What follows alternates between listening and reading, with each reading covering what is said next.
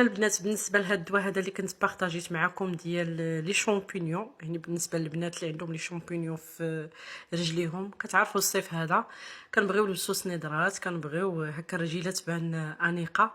والله القسم زعما تنبارطاجيه معكم من القلب، ما عندي فيها زعما هادشي لا اناقه ولا جمال، غير بغيت عوض ما يمشي الواحد عاد يدوز عاد يخرج له الطبيب هاد الدواء هذا، فيقدر انه يمشي لا فارماسي وياخذو. كيف ما قلت لكم الثمن ديالو تيدير 300 درهم.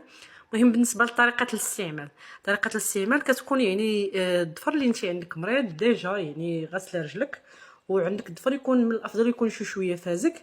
كتاخدي مقص ديال الظفر اللي هو تيكون خاص بك، كتقطعي به الظفر، يعني كتزولي فيه كاع هذوك البلايص اللي فيهم لي شامبينيون، حيتاش ملي تيكون الظفر فازك كيكونوا رطبين هذوك لي شامبينيون. كتقطعيه مزيان وتنقي وتفيني الظفر ديالك مزيان، ومن بعد صافي كتهزي كديري كتحلي وكديري قطيره في داك الظفر ديالك. عاوتاني الا غدت ليه هكاك كديري قطيره. المهم واحد المده، انا تقريبا المهم تقريبا ديك شهر وشي حاجه وانا كنستعملو دابا، مي الريزولطا يعني عجباني الحمد لله. الظفر ديالي رجع عادي، يعني رجع عادي، الظفر عادي بحال كاع الظفر الاخرين، حيت انا داركتها يلاه في البدايه ديالها. المهم تتعرفوا تنبغيو نلبسوا سنيدرات، والصيف هذا تيخص يكونوا رجيلات يعني سوبر، يكونوا هما هادوك.